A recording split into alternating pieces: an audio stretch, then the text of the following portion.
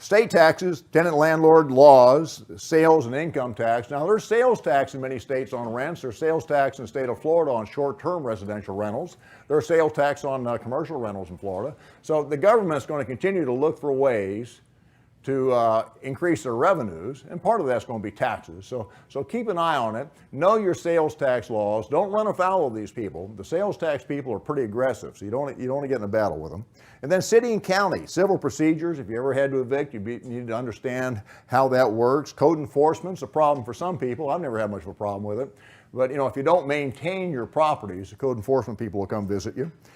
Sign ordinances, if you're advertising for rent or for sale, what happens in many places, they'll just take your signs away. But if there's a penalty, you need to know how to permit for them. Certain towns around here require you to get permits for any kind of sign. Zoning, how many people can live in a house? That's where zoning will generally affect you in the single family business. How many unrelated people can live in a house? So know what it says in your town about that. Health ordinances, you want to make sure that you require your tenants to do things that won't put you in violation of health laws, which would be what? Yeah, living in a house without utilities. You ever see anybody do that? I know people have been doing it for years. I don't know how. They must bring buckets in, I guess. I can't quite figure it out, but I know they haven't had utilities on for a long time. They still live in the house. That's a strange thing. Take the garbage out. You ever see anybody that didn't take the garbage out? We bought a house one time, funny house, that had a garage. It was full right to the top of garbage bags, full of garbage. Amazing. And I don't know how long it had been there, but I didn't want to know. And I didn't want to open any of those garbage bags. I didn't want to know what was in them. And it was pretty funny because there was a biker gang right across the street. This is kind of a rough street. And I was buying this house cheap at a foreclosure sale. And so I ran an ad and I said, needs work, $100 moves you in. This is a while back. And this guy showed up and he's driving this great big old 350 pickup truck with a lowboy on the back and a front end loader on the lowboy. And he had a pit bull in his car and a rifle in the back. And I said, my kind of guy, Looks like the right guy for this neighborhood, So I said, he said, it's really $100 to move in. I said, it's really $100 to move in. I got to check you out, make sure you have income, and you have to agree to fix this house up. I said, I'll let you move in for $100. It needs a little work. He said, what's it need? I said, well, the garbage in the garage kind of needs to be moved. He opened the garage door, looked at it, he said, that's not a problem. He had a front end loader on the back of his truck. That wasn't going to take long. And I said, and the guys across the street are kind of interested. And he looked over and he said, just a bunch of hippies. I don't care about those guys. He's got a pit bull and a gun. He doesn't care a bunch of hickeys. That wasn't going to be anything. He was the right guy, wasn't he? And he liked that house. As far as I know, he still lives there. I sold it to him, financed it for him. But you have to match. But people will do dumb things. People won't take the garbage out. People won't have utilities hooked up. So require them to do that and talk to your tenants about that. It's a mistake to avoid. And when people stop doing that, jump on them. Don't let them slide on that for any period of time. The property you buy will determine the tenant you will get. How would you define the perfect tenant? Pays the rent. Okay, the rent's good. Stays a long time. Doesn't call. Doesn't make the neighbors mad. Okay. Go ahead, John. Appreciates nice things and keeps my house beautiful. Okay, so he has a respect for your house and hopefully for you too. And so he's a respectful person. I like that. That's a good quality to look for. So stays a long time, pays the rent on time, takes care of the house, doesn't make the neighbors mad. Anything else?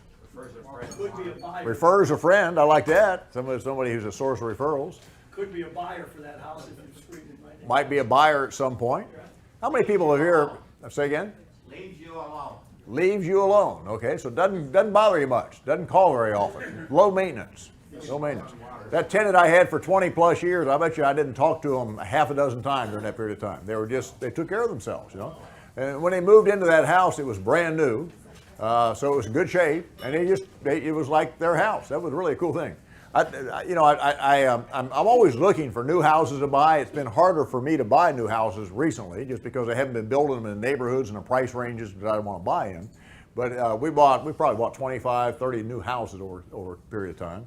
And those would make great rentals because many times the people who move in there and they're brand new and they get to live there for a long time. They take really good care of it. So if you can find new houses for sale, That's an opportunity. Anything else about this perfect tenant we're looking for? It has 2 kids and a big lazy dog. It has 2 kids and a big lazy dog. Well, why do you like the big lazy dog? They eat a lot, take care, and you can't afford to move. You can't afford to move, okay? Okay, they have a lot of stuff. They have a lot of stuff. So not somebody who moves in with nothing. See, that's a bad sign, right? You want people that do what with that double car garage? Fill it up with their stuff, right? Yeah, not garbage. Not garbage. Very good, good. But real valuable stuff, right? Valuable stuff. Right to the roof, solid, wall to wall. And what about the inside of the house? You care if they fill that up too? Sure.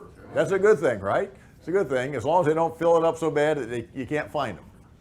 Now here's the question. To attract this person, and I'll throw in one more thing that we haven't mentioned. Have you ever had a tenant actually improve a house? Yeah, I mean, that would be perfect, right? If they did something to the house that actually improved it. Now, this would be out of the norm because most tenants don't improve houses. I understand that. But occasionally they do, don't they? And I've had a couple of tenants, and it's funny. Sometimes you find people that just like to do things. They like to fix things, and they're fairly good at it. And when you find somebody like that, and I've got one tenant like that right now, I'm just about to move into a house that we're buying cheap that needs some work. Okay? And he likes it because it's a little bit bigger, a little bit better neighborhood, but it needs work. And he'll take it in as-is condition, and he'll move into it, and he'll do the work while he's living there and paying rent. Wow. It doesn't get any better than that, does it? Doesn't get any better than that. Now, the rent will be, adjusted for the first couple of months, but that's still a lot better than having somebody do work on an empty house, which has all sorts of problems. So what is the tenant looking for in that kind of residence? What's the tenant looking for? Well, let's work backwards on our list. If they've got a bunch of stuff, what are they looking for?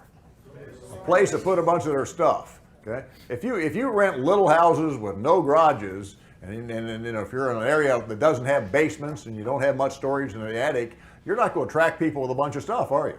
And people that have big furniture, I mean, they need space for this stuff. So you've got to use a little common sense going in. If that's really who you want, if you want that perfect tenant we just described, then you've got to buy the right house. You've got to buy a house that kind of sings to these people. So when they walk up to it, they say, this is the house we want because it's got the space for our stuff.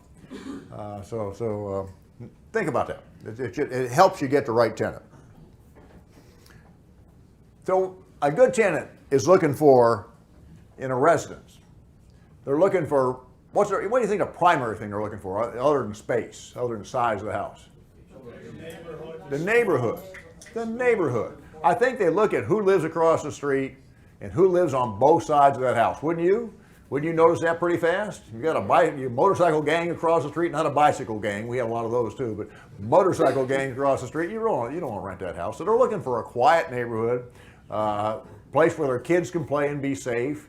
And then they're looking for overall location. Is it close to where they work? And you can't manage that too much, except to be somewhere close to transportation maybe, and close to schools and churches and shopping and places of work. So all that's important. All that's common sense, of course. But the part that may not be common sense is that neighborhood part, making sure that the neighbors around it look good. Because if you buy next to a bad neighbor, you're going to have a hard time renting that house to somebody good. If they have a dog that barks all the time, if they park in front of your house, if they park on their lawn, if they have wild parties. So the neighbor's pretty important. And the first thing I do when I go to look at a house, if you've ever been with me and I look at houses, is I look, of course, you see the houses on both sides and across the street, but what don't you see? The one behind. So I always go look over the fence. I have an advantage. I can look over the fence. So I always go and look over the fence and see what the backyard looks like on the backside. Because if there's a great big dog looking back at me, I learned something, right? So you do need to look at your neighbors all around that house, because if you don't give them quiet enjoyment, if it's not a good place to live, what will happen? Even a good tenant will leave, won't they? So you've got to use common sense here. You've got to wire this. Now, if somebody moves in, there's a trouble, you need to deal with it as much as you can. And one thing I do that most landlords would never do is I actually introduce myself to the neighbor directly across the street, because that's the person who's looking at my house all the time. And I say to them, look, I just bought the house right across the street from you. Oh, good, they say. When are you moving in? And I say, I'm not moving in, I'm going to rent it. Now how do they feel? Not so happy, right? But I do something that no other landlord in this town does, I think. I say, here's my name. here's my phone number, here's my email. If these people across the street that I rent to ever cause you any kind of trouble, you call me, get a hold of me, and I'll fix the trouble. I'll take care of it right now. Now that does two things, doesn't it? First of all, it makes them feel better because now they have somebody they can call to and chew on if things aren't working. But number two, what does it do to me? Put some pressure on me to put the right folks in there. If I rent into the motorcycle gang, they're going to call on a regular basis, aren't they? They're going to chew on me till I get rid of those people. So I have to rent to the right people. So don't do that unless you're going to rent to the right people. Those people will call you all the time, right? Don't give them your phone number unless you know. But it's good technique because don't you want somebody looking after your house? Because you don't see that house every day. Okay? And if somebody is looking after that house, if an extra family moves in, if they park 3 cars in the front yard, if the kids are playing on the roof, you'll hear about that stuff. People will call you, you know, and I didn't make any of that up. All that has happened to me, right? Anybody have holes in the roof because the people at New Year's Eve shoot their guns off inside the house?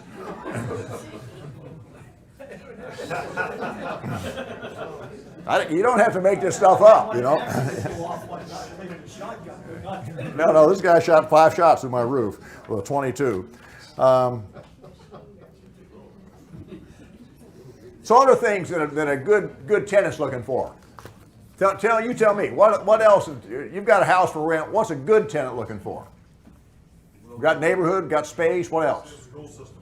Schools, okay. That has something to do with location, I guess. What else? Price. Price is real important, isn't it? Price is real important. If you don't know what price to put on your house, how are you going to figure this out in your town? You just want to throw one out and see what happens? No, you want to check out your competition, don't you? You actually need to get in your car, get on Craigslist, get on, you know, look any place people advertise for houses. But if you just drive around the neighborhood where your house is, you'll probably find a couple other houses for rent, you know, within a mile or two of there, and hopefully closer, and go look at them and call these people up and ask how much they want for a deposit, how long they have to stay there to rent the house, and, you know, ask questions like you're a tenant so you get a direct comparable and see what the pricing's like, and then you want to be competitive. That doesn't mean you have to be the cheapest guy in town, but you need to be competitive. You can compete more than one way. If your house is a better house, if your house has a double car garage and theirs only has a single car garage, that gives you a major advantage, doesn't it? Okay, so you might be able to charge more. But what else can you do to be very competitive? If you go out and look at 10 houses for rent, how many of those houses will be in good shape? A couple, right? Probably more than half, maybe 7 or 8 of them, won't be in very good shape. They'll be dirty, they won't smell good, they won't look good, they won't be well maintained. They're beat up rentals. You know, it's like renting an old car at some cheap car rental place. You know, not a brand new one, but an old car. Well, you can compete with people that don't maintain their properties by keeping your houses in good shape. And I think you should. Because if you think about the dollars it costs to put your house in tip-top shape, and balance that against how long it'll take you to rent the house, you're much better off spending $1,000 making that house look nice. I mean, cleaning it up really clean, make it smell good, touch up the paint, do everything you can to make it look good, and rent it the first month rather than having it sit empty a couple months, aren't you? Because a couple months rent's a lot more than $1,000. So competing with the shape of your house, the condition of your house, is something you can do and should do. Something that's come up and more of an issue recently is energy efficiency. You know, if you can get extra insulation blown in, of course, you can get more efficient air conditioners, and if you do that kind of thing, you should advertise it. You should tell people about it. And the best thing to do is just tell them what the electric bill is, right? Can you find out what it costs to run the electricity in the house? Yeah, call the power company, they'll tell you. And they'll tell you what the last 3, 4, or 5 months bills are. You know, it's all easy to get to. So if you have a house that operates efficiently because you have a good shade tree, you have good insulation, you have a good air conditioner, tell people that. Because the difference between $100 and $200 a month to run an air conditioner is a big deal, isn't it? And you can get more rent for that. What's a tenant looking for, not in a house, but in a landlord? Is there a range of landlords out there? Yeah, there's a big range of landlords, right? There's people who have never rented a house before, okay? And would you like to rent from somebody who's never rented a house before? Well, maybe you would, because maybe you could make a heck of a deal with those folks, right? But if you're an average tenant Wouldn't you rather rent from somebody who knows what they're doing? Oh, yeah.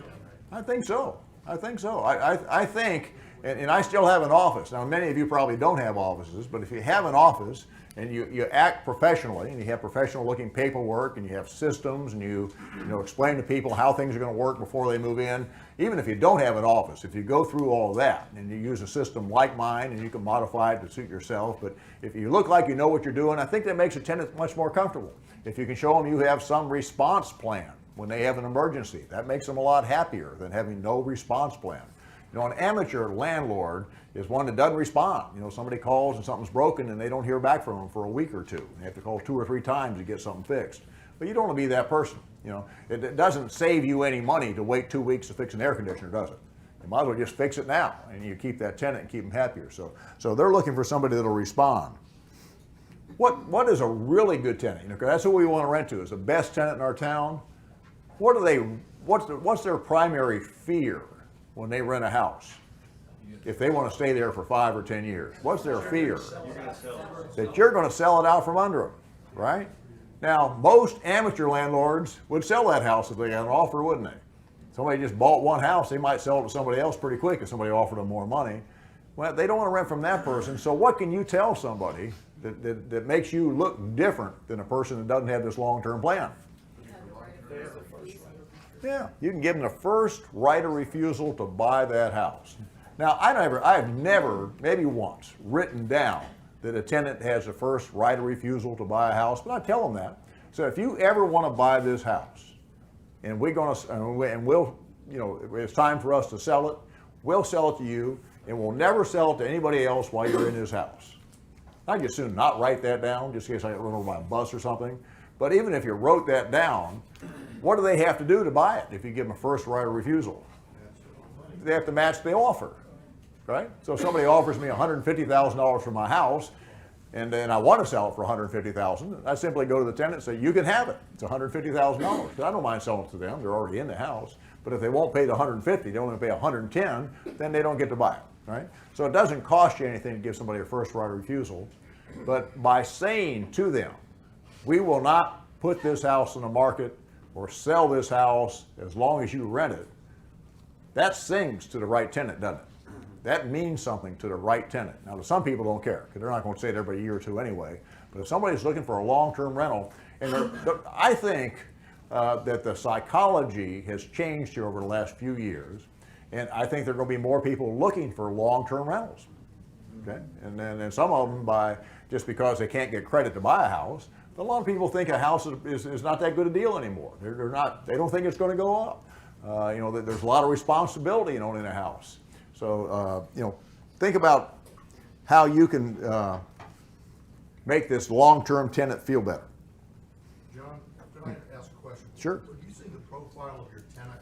Well, I know you said earlier you hadn't rented anything in a while. Do you see the profile of the tenant changing out there?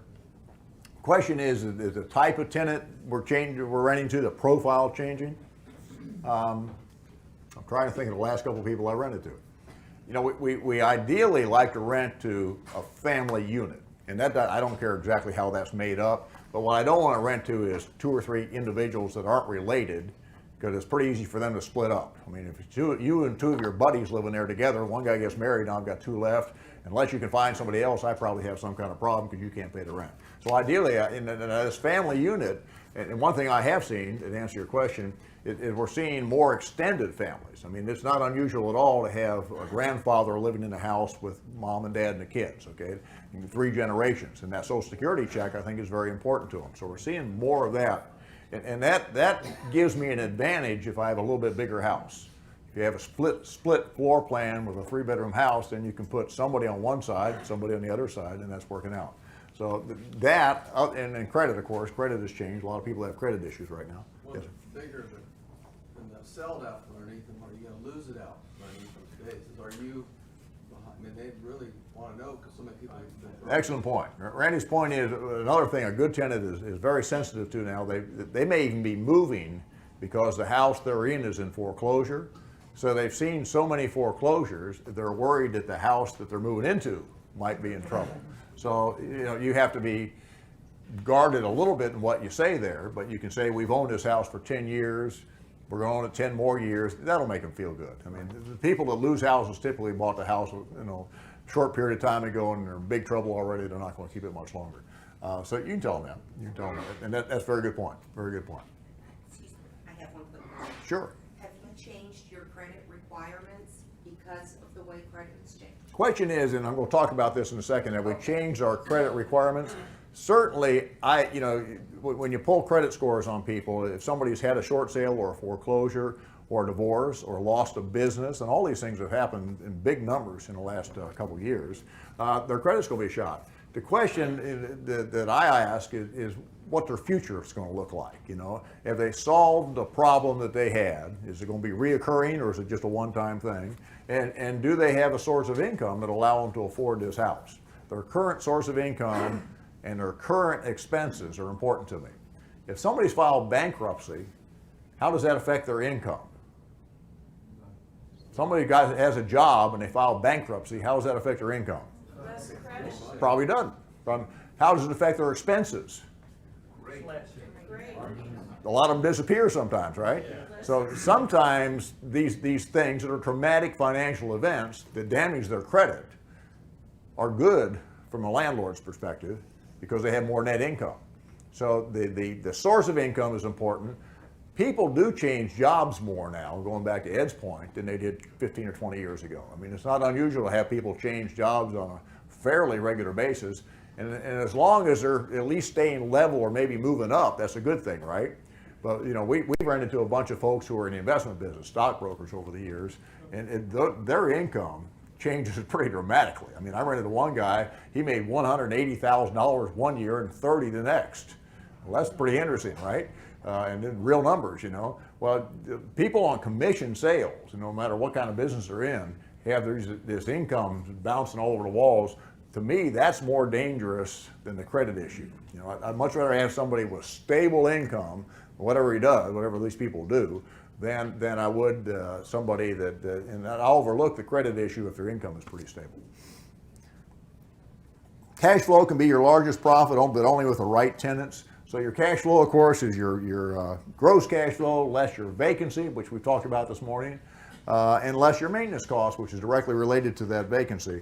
So if you can control those things, you can have a significant amount of cash flow from your property. So define the property you want to buy. And I'm talking, let's make this personal now. I want you to start thinking about neighborhood you want to buy in, the size of the house you want to buy, what it's going to look like. I want you to start visualizing this house that you want. And if you already own some houses, maybe you say, I want another one just like this house, because this house is working really well, attracted the right tenant. I want to clone this house over and over again. And that's a good strategy. That's a good strategy. So think about where that house needs to be in your town, how big it needs to be, what the price range will be. And the price range, the numbers have to work, don't they? I'm all about creative financing. I mean, if I can borrow $1 million and that payment's $200 a month, I'll do that. It's hard to do, but I'm happy to sign that note if you can find that money for me. On the other side, though, a house will just produce so much income, won't it? I mean, you can't get too creative when you're on the landlord side. You can't be cute and double your rents. Or you can try, but the schemes, and I've heard people, I had a guy call me one time, he said, I've got a way to double my rents. I said, well, how do you do that? He said, I rent every room in the house to different people. I said, well, that might work, but it's it's like running a rooming house. It's not like renting a house anymore, So that doesn't make sense to me. That doesn't make sense to me. So you can only charge so much rent, but you need to know what that rent is, and then you have to do the math, don't you? I mean, in my town, even with cheap interest rates, and interest rates really don't enter into the equation too much, but you can only, the rents will go up to a certain level, and then they get thinner and thinner. I mean, you can rent a house all day long for $800 a month, $1,000 a month, $1,200 a month. But when you get up to $1,400, $1,600, $1,800, $2,000 a month in my market, where houses cost maybe $150,000, the renters disappear. There just aren't any renters in those price ranges. So you need to know in your town where the sweet spot is for renters. And then you do the math. You say if the sweet spot in my town, we'll just use a round number, is about $1,000 a month, you need to rent to people that make how much money? $2,000 a month? $3,000 a month? What about $4,000 a month or $5,000 a month? 3 to 4. Yeah. Now, does it make sense that if somebody doesn't make enough money, that's a bad plan? They only make $2,000 a month. They're going to have a hard time paying the rent, the utility bills for their car, for their kids, especially if they have a family, if they got pets. They're going to have a hard time with all this. There's not going to be enough money to go around. So they need more than 2, probably closer to 3. And 3 is kind of the round figure number everybody uses. But if somebody makes 4 or 5 times enough money to pay the rent, will you rent to them? What's the danger in renting to somebody that makes $5,000 a month and renting a $1,000 a month house? They can afford to buy.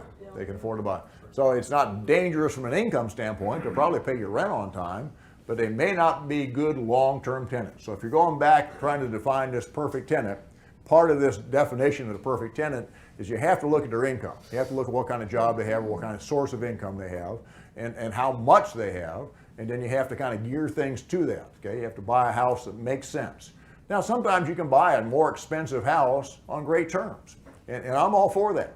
You know, if I can buy a $250,000 house and have payments of $1,000 a month, I'll do that, and because now I've done something smart, I think.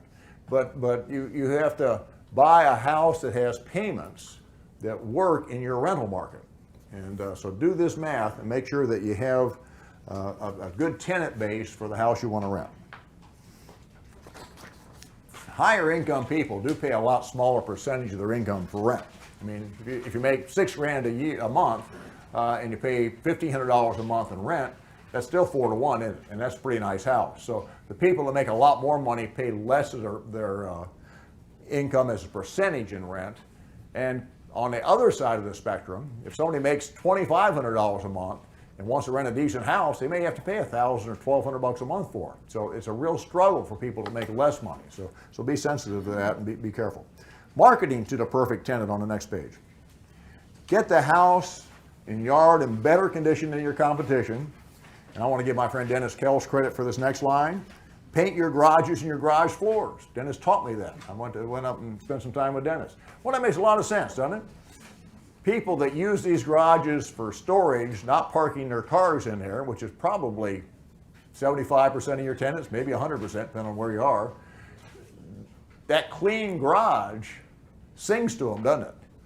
Yeah, that clean garage sings to them. Now, it may cost you a few $100 more to get that garage painted, but I think that's probably money well spent, because especially if you're over there with the garage door open a lot, that's the first thing people see, isn't it, is the garage. And if they see that in really nice shape, that kind of gets them in the mood that, hey, this house is in nice shape. These people take good care of this house. And the same thing's true by planting just a few plants in the front yard. Make sure the front yard looks good, painting the front door. You know, first appearances are important. So I think that's a great idea. Price it at or below your competition. So know what your competition is. You know, I like my houses to rent in a month or less. If it takes me more than a month to rent, I adjust the price. I don't adjust the deposit. I adjust the price. And so I may start off at $1,200 a month just to test the market, but if I don't get some serious interest within a couple weeks, I'll drop it to $1,150. And if I don't rent it within a couple weeks, I'll drop it to $1,100. I'm pretty aggressive about dropping prices because I know what that empty house is costing me. And it costs me more than just the money, right? It costs my time. I've got to go to work to rent that house. I can't leave town for a month if I've got houses sitting empty. So it's important to me to fill that house back up. And so I want to be very competitive by having that house in good condition and having it priced right. Use signs on the property and directional signs. We get our best tenants from signs. Now, why is that, do you think? They're already in that neighborhood and they want that neighborhood. Now, why do they want that neighborhood? Could be schools, could be churches, could be something else. And sometimes there's family or there's friends. And isn't that a major pull? If you've got a relative that you like that lives 2 or 3 blocks over, that's a big deal, isn't it? Especially if it's mom and you've got little kids. That's a major deal. It's a major deal. So having signs out that show people houses are empty, that's a good thing. Now, I'm not worried about vandalism, and we'll talk a little bit about showing houses in a second. But, you know, if you put a sign up in front of a house, that doesn't mean it's empty, but I leave the blinds open. You know, I want people to go up and look in that house. Again, I'll go talk to the neighbor across the street and say, the house is for rent. how'd you like our last tenants? We'll have a conversation. And good news or bad news, I want to listen to it. If he said they were pretty good except for this, I said, okay, we'll try to do better this time. But I'll have the guy across the street watching my empty house too, won't I? And he has my phone number. So if something funny goes on, he's probably going to give me a call. Yeah, Dan? Yeah, when I put a sign in front of a house, I also put an information sheet, tape it to the inside of the front window, bright yellow piece of paper. This describes the house, the amenities, the price, and that eliminates a lot of calls that otherwise would waste your time. We do it exactly the same thing, and I think that's a grand idea. But use a bright colored paper, like Dennis says. Use a bright colored paper to list the rent, the deposit, the numbers, the important things, the size of the house, and anything else that's important to them, because it helps them self-qualify. Now, when somebody calls you up and they've seen this house and they have this information, you've got a pre-qualified tenant. They want the house, don't they? Now they may want to negotiate, but they've got a really good shot at wanting that house. That's the other end of the spectrum, I think, from putting an ad on the internet, and you get people calling you from all over the world trying to get you to cash their cashier's check. It's a whole different game because they haven't seen your house. But if you do use the internet, and a lot of people do, and you know what the biggest search engine in the internet is now? What's the second biggest? Second biggest, YouTube. YouTube. There's more stuff for rent on YouTube and for sale on YouTube than any other source other than Craigslist. YouTube's big.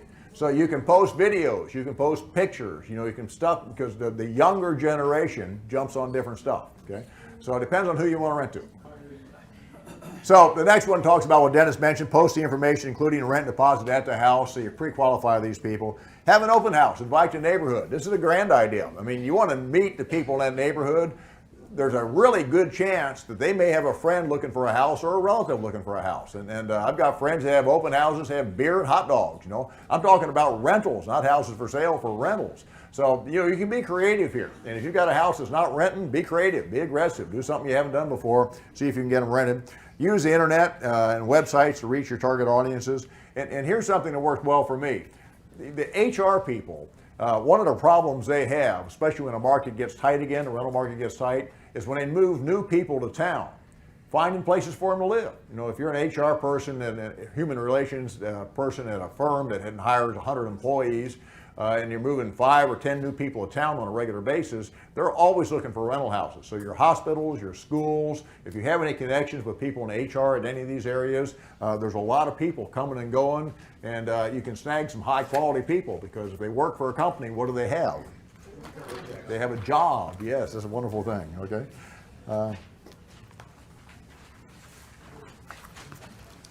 Techniques for not showing property on the next page. We've done a couple things that are kind of unique, I think, over the years. I learned early on that driving out to a house and meeting a prospective tenant there is not good business. Because what happens most of the time is what? They don't show up. They just don't show up. So you're wasting time, okay? So unless there's a reason for you to go to that house anyway. Now, if you're doing some of your own work, if you're going to go out and fiddle with that house for a couple hours, maybe it's more efficient to have an open house and say, okay, the house will be open between 1 and 3 on Saturday, and direct everybody to the house between 1 and 3 on Saturday, and go out there and do your stuff. If you're going to do some painting or some yard work or whatever you're going to do, be there during those hours and get it done and meet people. It's good to see people. Nothing wrong with that. And it's good for them to see you. And it's good for you to have that conversation, because this is more than just the real estate. It's about people connections here. And if they feel good about you, and they feel like you're honest, and you have the right answers to their questions, the chances of you renting that house go up dramatically, because you made that people connection. So it's a good thing to talk to people on the phone or to meet people in person as much as possible. I'm just saying, I don't go out and meet people at houses, and I haven't done it for a long time, just because it's not productive. Now, I'll send people out to look at the house. People say, can I go out and see the house? I said, we leave it out there all the time. You think it's funnier than they do, I think, most of the time. But what am I going to do when I get out there? When you think about it, if you meet somebody at a house, and especially if they show up late, you're grumpy anyway, right? So now you're not giving them your best personality. But you're going to say, this is the kitchen, this is the bathroom, and what do you do? It makes it look like you want them more than they want the house. So part of this is psychology. I want them to think, I'm not that interested in them. If they want the house, we'll talk, you know. So if I don't want to be in a position where I'm trying to talk them into taking my house when I meet them out there. And that's kind of the position you put yourself in when you're showing houses. If you're going to leave the house open, and some people just leave the houses open, and that works, I think, and especially in a decent neighborhood, you know, make sure you talk to the neighbors and have them watch it. You might even give the neighbor a key. You think the neighbor would like to get in the house and see what the house looks like? I think they would. Most people are curious, so you know, you'll talk to them. Let the neighbor, if you like the person. You know, the houses that I own are in neighborhoods where most of the people around them I like. You know, most of them, they're nice people, so I wouldn't bother me at all to give somebody a key. Now, if you're going to do that, think ahead a little bit. You may want to change the front door lock. So when you actually rent the house, the neighbor across the street doesn't have a key to that house, right? You might want to change the lock again so that they don't have access to that house. So you want to use some common sense here. And I don't do this very often. I tend to either have people come to my office and pick up a key, which I'm going to talk about in a second, or I leave the house open sometimes, you know, during the daytime, if the house is close to me. Now, I try to buy houses within 10 minutes of my office. That's always my game plan. You know, I'm not going to drive an hour to buy a house. I just won't do it because I just know me. It's just not, I don't need to do that. There's enough houses, if I draw a circle 10 minutes from my office, there's enough houses for me to buy that I don't need to go any further than that. Well, because I'm that close to them, it's no big deal for me to drive over there. Okay? And if something goes wrong, this is just good psychology. If the house is too far away from you, it will be a big deal, right? If the house is an hour away, you'll hesitate to jump in your car and drive an hour to go check that house out. So buying close to you, if you can figure out how to buy fairly close to you, gives you a major advantage, I think, in many ways. You know, I've got a neighbor who lives next door to one of my houses, and when the house goes empty, I pay her kid, which is really her and her kid, to mow the grass because they work together as a team to mow this grass because the kid's kind of short.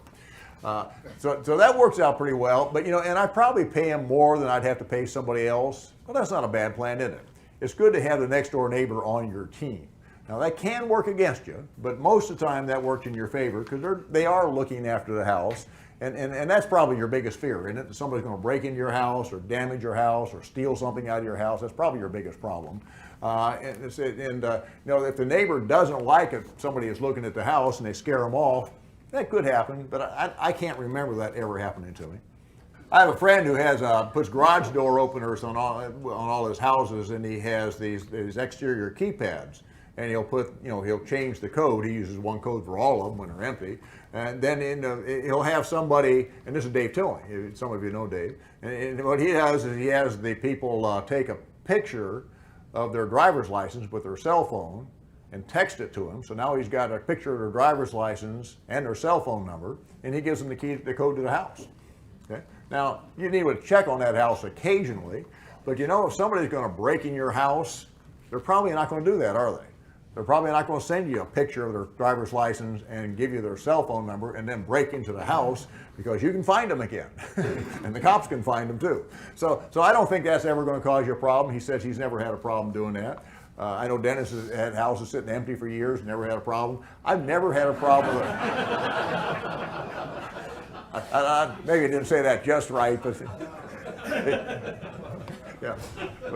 But you know, the vandalism issues, I had one lady call me up one time. She said, I gave somebody a key and they just moved into the house. I said, what'd you do?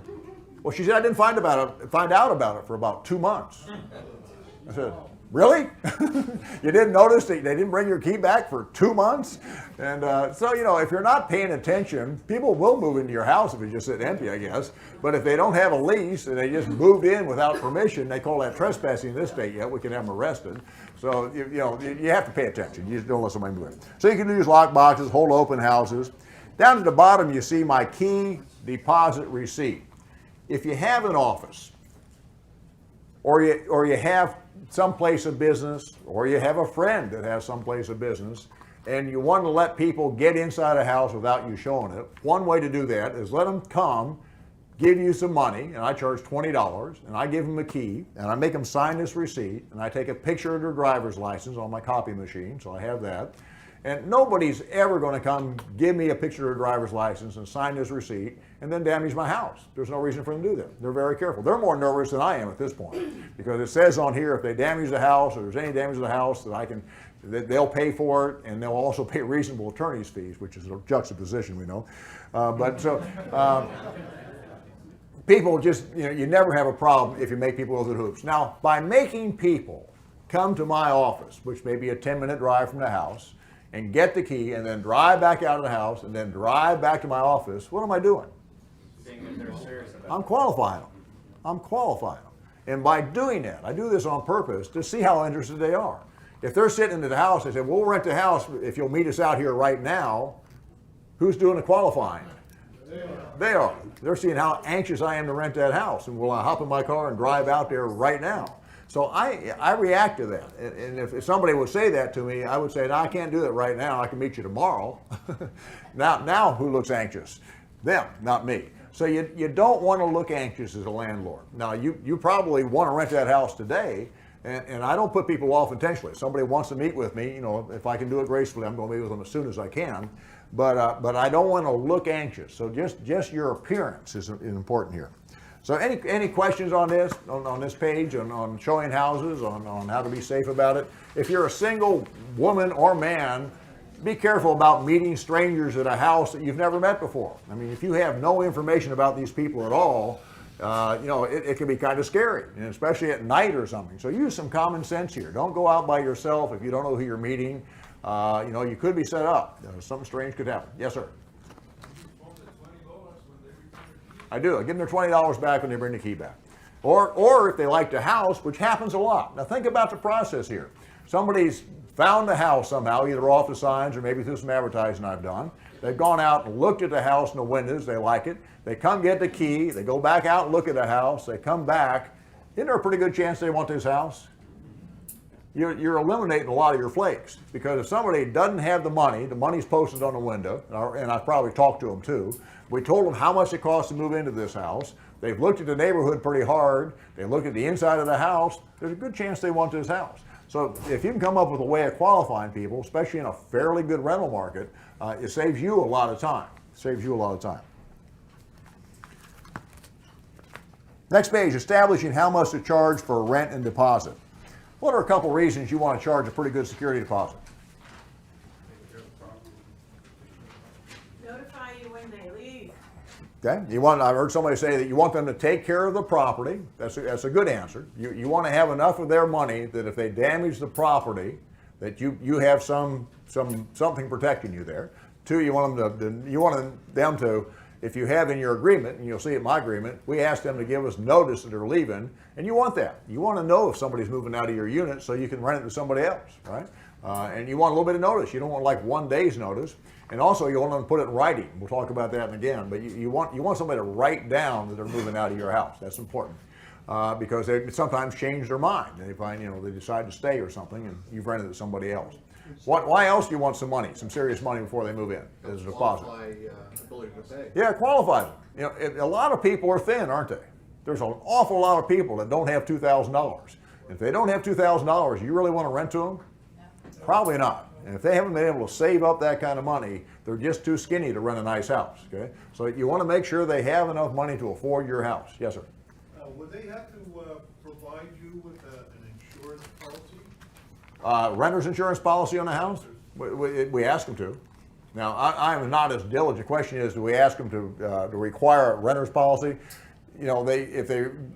It's like every other insurance policy in the world. Unless you get notified when it gets canceled, you won't know that it's been canceled. So you have to follow up on that. But it's a good idea. The only one time a renter's policy has helped me is when a lady was cooking something in her kitchen, went outside to talk to the neighbor, and lo and behold, her kitchen caught on fire while she stood out in the front yard probably for 2 days, And then so we had fire damage to the house, and she had a renter's policy. And her renter's policy paid the deductible, which was a good thing. But if it hadn't paid the deductible, where would I get the deductible?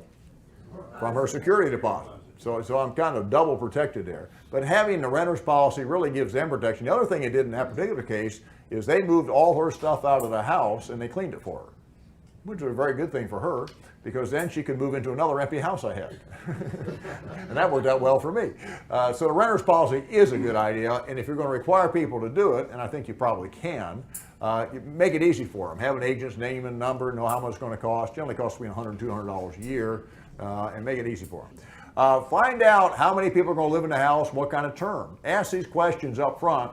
If somebody just wants a house for 6 months, for a year, I say to them, we don't rent short term. You know, you need to find another house. And nobody gets mad about that. They go look for another house. We just charge first month's rent and a security deposit. We don't charge last month's rent. Now, a lot of people do charge last month's rent, but you need to understand how the money gets spent, right? If I charge first, last, and security, how much security can I get? Probably less than if you just charge security, that's less. Probably less, right? So you see people charging, let's just say it's $1,000 a month. $1,000 first month's rent, $1,000 last month's rent, and $500 security. That's pretty normal, I would think. That's $2,500 to move into the house, isn't it? I charge $1,000 first month's rent and $1,500 security. No last month's rent. What happens to the last month's rent? Well, they better pay it if they want that. If you've collected first, last, and security, the first scenario, $1,000 first, $1,000 last, and $500 security, what happens to that $1,000 last month's rent? They use it. It's gone when they move out, right? So all you have left when they move out is $500. Well, if all you have left is $500, they're making the decision, should we clean this house? Should we fix anything or not? And which way do you think that one's going to go? Not. They're not going to clean it or they're not going to fix it. So now you're going to get a house back and it may be in fairly rough condition because they have a bad attitude moving out. Because they're walking away from $500 and $500 is a lot of money they're walking away from. So they're not happy with you. Now, if you have a $1,500 security deposit, and if they leave this place dirty or needs a lot of work, they're going to lose that $1,500. They're going to think long and hard about that, aren't they? That's a lot of money. And I will say to you that the bigger the deposit you can get, the better looking that house is going to be when they move out. You can get a couple $1,000, you're going to get a house back that looks spotless because what do they want? They want it all back. And I tell people this, you set the stage by saying this, we give 90% of our security deposits back 100 cents on the dollar. We give them all back. I don't like to hold back $100, we give them all back. And you know why we give them all back? It's ready to rent next day. Because they give us the house back in good shape. They give us the house back in good shape. And it doesn't have to be perfect, because it's not perfect when they get it, is it? There's no perfect house. There's always something wrong with the house, but it needs not to be damaged. And if they've damaged something, if they've broken a window or ripped a screen's broken or there's holes in the walls, we're going to fix that before we rent it to the next person. And when we do fix it, I'm going to deduct that from their security deposit, but most of the time, people will work hard to get that deposit back and they'll give me the house back in good shape. And we're going to talk about, there's a list of things they need to do. Everybody clear on the difference between first and last and first and security? I'm a strong advocate of first and security because I know that having that money in my hand when they move out gives me some leverage over them. Now, you need to know how your security, the security deposit is treated under your law, what you have to do with it. And you'll see in our contract and in the Florida law in the back of your book, we'll show you this got to be held either in a separate account or you have to pay them interest and maybe a bond. So you need to understand the law in your state and be clear about that. And you have to tell them where you're keeping it. So if the bank changes names, you have to keep on top of that.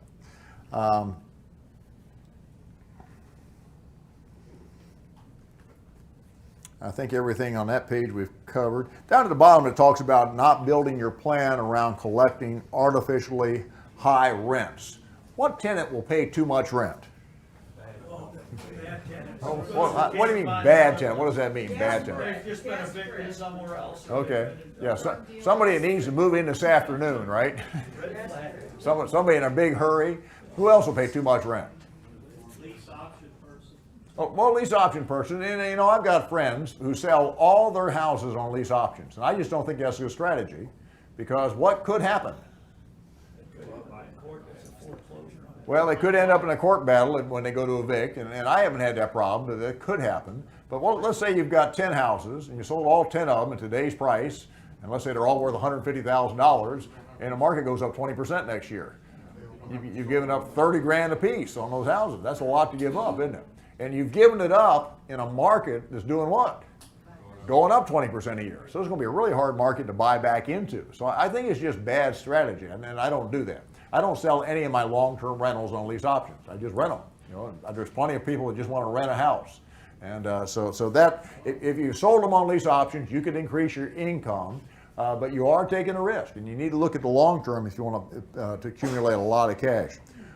So you have to focus, and I talk about renting rooms. You can rent to college students. I mean, there's people that'll pay extra rent, but there's generally a trade-off. And what's the trade-off? If you rent to 5 college students, what would the trade-off be? You'd have to rehab it when they moved out, wouldn't you? And if they only stayed a year, that wouldn't be a good deal. Now, if they stayed 20 years, who cares? But, you know, most college students get out in 8 or 10, right? So it,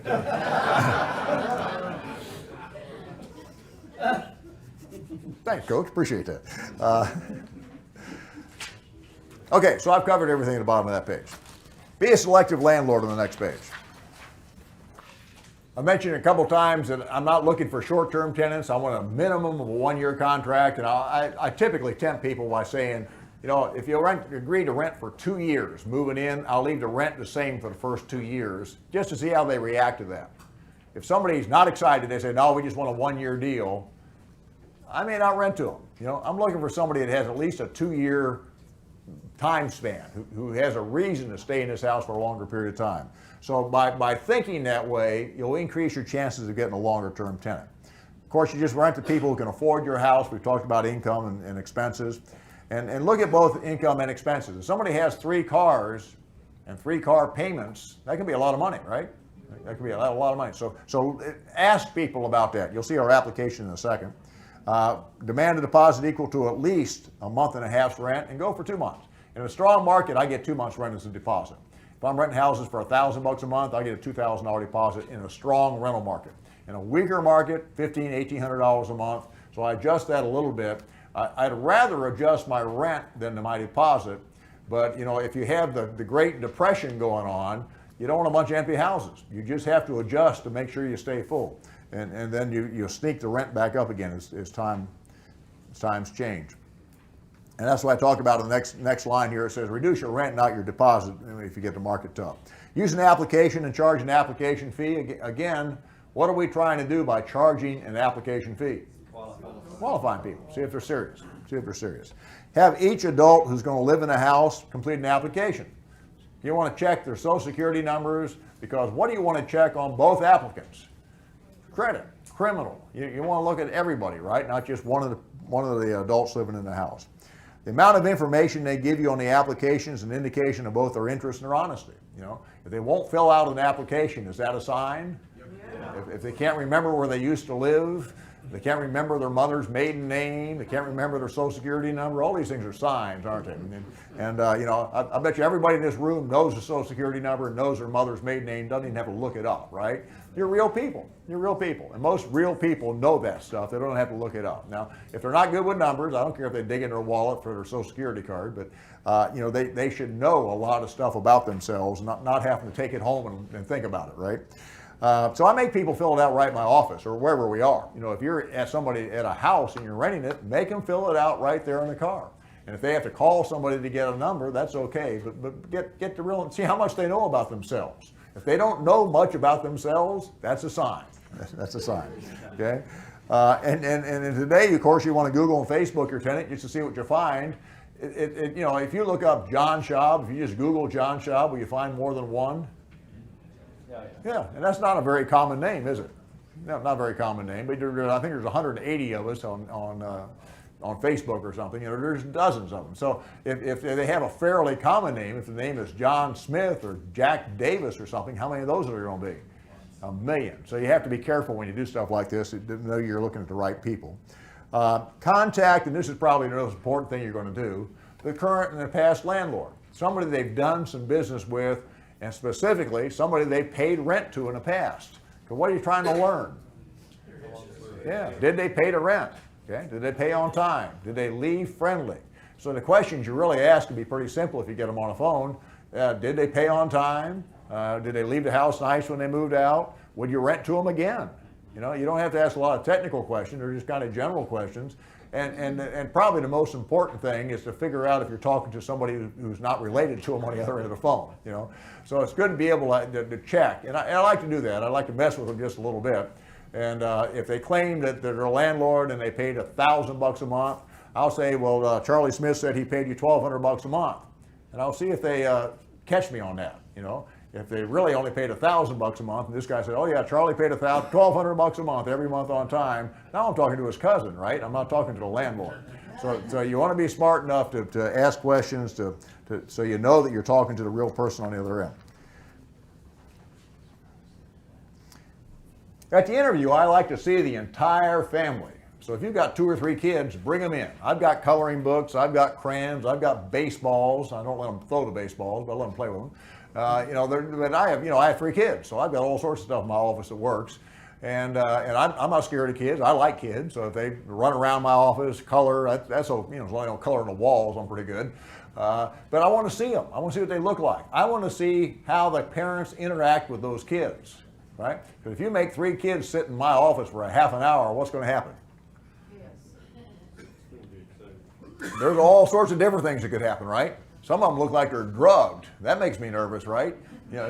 Jack Miller used to kid, he said, if the kid shows up on a July afternoon in a suit and a tie, that's a bad sign. You want normal kids, right? You want kids in shorts, and you want kids that are kind of twitchy and like you were when you were a kid. You want normal kids, but you want parents to interact with these kids in a normal fashion. Not violence, not a lot of yelling going on. You want to see how it works out, because once they move into your house, they're going to act the same way, aren't they? They're going to act the same way. So you want to see them, and again, you want applications from the parents, not all the kids. But I ask, I look for these things. Did they show up on time? If somebody's 20 minutes late, and have you ever been 20 minutes late? I've been 20 minutes late. And if there's a story, that's okay, but there better be a story. And if somebody's really 20 minutes late to a business appointment, what should they do? They should call, let you know you're going to be 20 minutes late. Yeah, so 2 or 3 minutes, who cares? But if somebody's running that late, that's a sign, right? And it's just strike 1. They're not out yet, but they're strike 1. Number 2, they dress appropriately. And if somebody's coming from work, I understand that. I've had people show up in scrubs. I've had guys show up in uniforms. I don't have a problem with that. But I've also had people show up in T-shirts that said things that are embarrassing to me. Why would you wear something like that to a business interview? It doesn't make sense. So if somebody's wearing a T-shirt that makes you blush, probably you're not going to. That's a bad sign. There's 2 strikes. How do the kids behave, if there are kids? If they lock the kids in the car, that's a bad sign. And is their car in decent condition? This is not a big thing, but if somebody's just driving an old beater and it's just beat up and they're not taking care of it, that's a bad sign, isn't it? That's a bad sign. I have a car. I drive one of my cars is a 1973, so you know how old that is now. That's 39 years old, but it's still in good shape. I wouldn't drive it if it wasn't in good shape. So you can have an old car that's in good shape, can't you? So it's how they take care of things, and that's what you're looking for. Now, if you have the time, in an ideal situation, you might want to go see them. You might want to go see them where they live today and see what that house looks like. And if they live in your town, you have the benefit of doing that. And even if they don't live in their town, how can you see what their house looks like? Google. You can see what it looks like from the front. And it's pretty interesting because, I guess it's just a luck of the draw, but sometimes it's real current. I Googled a house we've got for sale the other day, and my repairman's truck's in the front yard, in the driveway, not the front yard. But he's only been working on that house for a short period of time. That's pretty current. That picture is less than 2 months old. So you might as well look, right? Might as well look around, see where they live now, what it looks like. So technology can be a good thing. Yes, sir. John, I understand all those questions, but are any of those the bases for disqualifying a person? Not all by themselves, but they're all kind of building the case. The question is, would you disqualify for any of those? If somebody locks their kids in the car and it's an old beater, probably so. Yeah, I'm not going to rent it. Qualify, for as per all the fair housing standards. How do you get out from under that? Locking your kids in the car is not covered. Okay. Yeah. But there's a reason that the kids are locked in the car. They know if they come in my office, they're going to tear my office up, and that's what I'm worried about. Is that. But people, you worry about how you're going to tell somebody no, right? Typically, the answer to that is they don't have the money. 9 out of 10 times, 99 out of 100 times, the people that want to rent your house that you don't want to rent to just can't qualify financially. Either they don't have enough money or they don't make enough money, or sometimes there's too many people in the house, and you can disqualify them for that. You've got 10 people in a house, that doesn't work. You've got to have the right number of people. Look on the next page, and you'll see a rental application that we've been using for a number of years. We've modified this over the years, but this is the current one.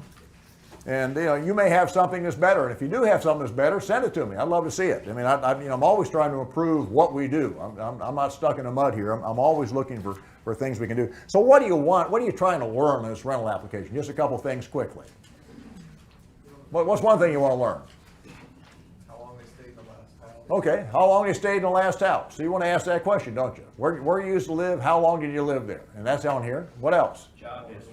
Job history, okay. So where do you work? How long you work there? Who do you work for? How much money do you make? Okay, and all those questions are on here.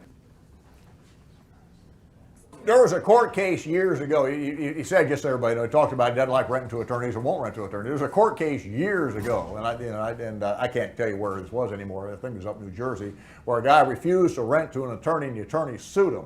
And so they get in front of the judge, and the guy says, why won't you rent the attorney? He said, because he's a troublemaker. And the guy said, well, why are you here? He said, I'm suing a guy because he won't rent to me. He said, well, you're a troublemaker. And throw him out. So I'm not even sure that's a true story anymore. That could be urban legend. But, can you discriminate because of a person's particular type of work? I don't know. It is, every constitutional law in it. Yeah. Okay, so maybe you can. But you get in some of these fine areas, you can scare most people off, can't you? When I say that, you can just say, I don't think I want to rent to you. Most of them will just go away. You don't have to go to court. You don't have to threaten them. But again, going back to the basics, if somebody has the money to rent a house, they have the right number of people in their family, they're well behaved, which means they show up on time, they know, they fill out the application. If somebody doesn't fill out the application, you don't have to rent to them. If they won't give you the information, they won't tell you who they are, where they used to live, how much money they make, you don't have to rent to them. That's a good way to call out to people that are weak. And a lot of people won't. A lot of people will not do a good job on this. And I tell people, if you want to move somebody else into the house, many times I wouldn't have a problem with that. If you're renting to maybe a single person with 2 kids and they get married, well, that's not a big deal. That's a positive thing. If they have an extra kid, that's not a big deal. It's a big deal, though, if they move in cousin Charlie and his 3 girlfriends and 5 kids with them. But that's a problem, right? You don't want 10 more people in the house. That'll tear the house up. So if you just talk to people about this, it takes care of about half your problems. A couple more questions on here that I like. One is, why are you moving?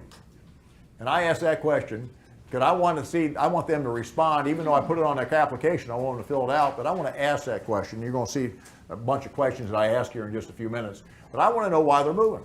And then you hear sometimes, oh, the last landlord was a bad guy. He would never fix anything.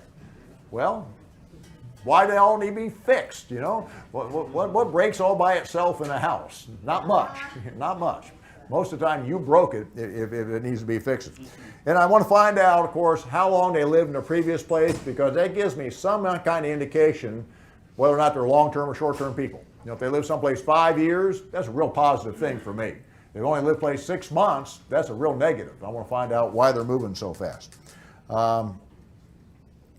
So the rest of this is pretty generic. Down at the bottom, we ask for the names of people that are going to live with them and who they are and how old they are and what their occupation is. And are there adult kids living at home sometimes? You see a lot of adult kids living at home now. Many of them work, and that's not a bad thing. They bring in extra money. It's not a bad thing if they'll share the money with mom and dad. Next page, you see nearest living relatives. What's the difference between an applicant over 18, and an adult child that's living there at home? Would that be If somebody's over 18 years old, I want an application on them because they might have a criminal history now I'm looking for. Nearest relatives, and we're going to talk about an emergency contact when we get to our rental contract here in a few minutes. But the emergency I'm concerned about is if they can't pay the rent. So I'm looking for, especially if it's a single woman, I'm looking for her father's name and phone number. If it's a single guy, I want the mother's name and phone number. I know who pays the rent for these people. List of vehicles. You want to list everybody's vehicles, all the vehicles. If somebody's got 5 cars, you want to rent to them? Probably not. They're car dealers or something. You want somebody who's normal, right? 1 or 2. If you got teenage kids, maybe 3, but not a whole bunch. Those cars are expensive, and they won't be able to afford to rent. Same thing with pets. Are pets expensive? Yes. They can be, but you want to know who they are. And if you go back to right at the top of my application, I didn't read it to you, but you'll see in that box right at the top, it says certain animals, including pit bulls, Rottweilers, Akitas, Dobermans, Chow Chows, crossbreeds thereof, or any animal with a history of biting are not accepted. So we just talk about what we call bad dogs up front. And people have them. It seems like fewer people have them all of a sudden. I don't know what happened to all those dogs, but they are expensive. So when you have the big downturn in the economy, some of those dogs go someplace else. I'm not sure where they go. Yeah, John, we talked about this before the meeting. That's one of the questions I have. Do you call your insurance agent? Because insurance, homeowners policies will be canceled if it's a breed, if it's a certain breed. Well, those are the breeds I listed. That's the most current list I've got from my insurance guy. Yeah, but that's it. And if they add more to it, I'll add more on there. Yeah. Okay, good. That's why I listed it. But what I don't want is a dog that's bitten somebody. And that's why I asked them specifically if the dog has a history of biting somebody or attacking somebody. Now, dogs normally bite people to get close to them. My policy is to stay away from dogs, right? Especially growling dogs. That's a bad sign. But some people don't have sense. They walk right up to a dog, pet him, boom. There goes the fingers. Bank accounts, if they don't have a bank account, is that a bad sign? Yes. Yeah, it means they bounce checks all the time. You know, if you bounce checks all the time, you can't get a bank account. And so that's just a bad sign. I want somebody who has a bank account. They're better financial managers. And in the meantime, you know, we can do electronic transfers. The world continues to change.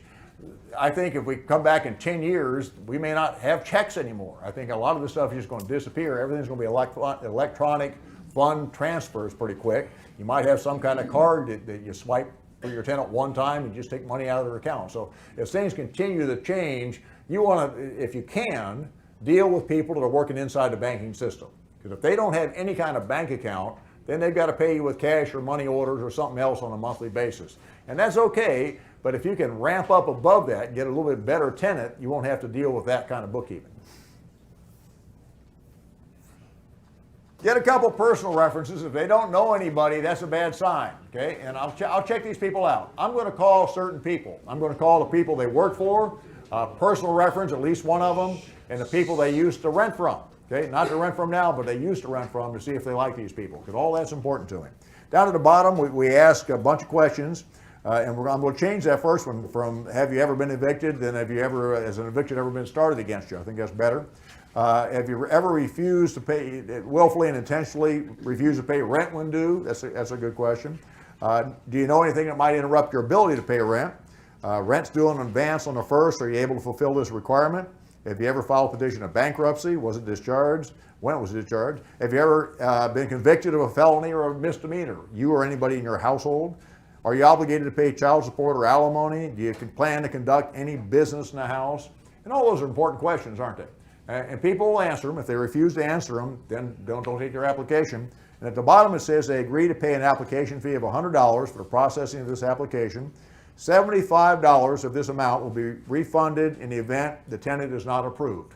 So, you know, I want them to go away semi-happy. If I can just ask you a few questions, like if you've been arrested and you say, well, not since last week, and I say, well, this isn't going to work out, and you just leave. You know, that saves you the application process and the money. So I'll try to scare you off if I can, if I have any kind of suspicions at all. But if you fill out the application, give me the $100, and I still turn you down, I'm going to charge you $25. I'm going to charge you $25, give you $75 back. If I approve you, then that whole $100 you gave me goes toward the house. Sometimes people change their minds. Somebody shows up, gives you $100, fills out the application, they find a house they like better. Well, if I've approved them, I'm going to keep the $100. You know, if I've gone through the process, I call them up, say, you've got the house, and they change their mind, then they've lost $100. That doesn't happen very often, but occasionally. Talks about who to make the checks payable, and then it goes on to say that we are authorized to contact people, get information, do credit reports, contact landlords. That's what the bottom part of this thing says, and we get them to sign it. And now, if I'm going to send a questionnaire, which I think you'll find here in a page or two. We have 2 pages back. The request of verification to prior tenancy. If I'm going to send this out to a prior landlord, especially for the management company, I have to send that last page of my application with it, and or the first and the last page, and then they'll sign it. Won't be a problem. Look on page 15 here before we break for lunch. There's a bunch of important questions that I ask face to face, even though the answers might be on the rental application. So if you're new at this, if you've never interviewed a tenant before in your life, go back and study page 15. Put page 15 on your desk, you know, and ask these questions. 14 in your book. I have the advanced book. It says important questions to ask face to face at the top, but ask these questions and look at them when they answer, okay? And because you'll get a feel for whether or not they're telling the truth, if they're squirming, if they're making stuff up. You just get to know people by asking questions. It's a mistake just to look at the application and make your decision based on the written information. Ask some questions, get to know these people, and after you ask these questions, if you like them, then rent them the house. And I'm not going to read this whole list to you, but you'll find that we're looking for honesty and attitude here. We want somebody who's going to value our house. And by talking to them for 5 or 10 minutes here before you even go through the rental contract, you'll get a feel for these folks. You'll find out if you like them, if they relate to you, and all that's real important. Okay. John, any of your properties non-smoking? Several of my properties are non-smoking, but it's just they've kind of evolved into that, after we've done a rehab and fixed things up. But, back when I first started teaching, when my buddy Jack Miller and I first started teaching this seminar, 80% of the people in this room would be smoking cigarettes right now. And there'll be a dozen people on the back table smoking cigars. Okay? That's how much the world has changed.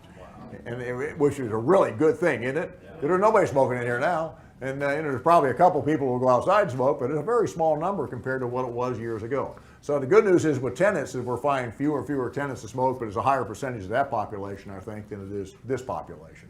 So, oh yeah, you can discriminate against smokers. They're not a protected class. Yes, ma'am. I have a question. Well, felony is one thing, but as far as misdemeanor goes, do you differentiate between different kinds of misdemeanor? Sure. Like traffic? Yeah. If somebody's been caught for speeding, if I didn't rent to people who've been caught for speeding, we'd have a major problem, wouldn't we? But you use common sense. You look for repeat offenders. You look for people who are chronically in trouble. Those are the folks that are dangerous. Those are folks who are dangerous. My wife Valerie will tell you that if somebody gets caught for a DUI one time, that's probably they've gotten away with it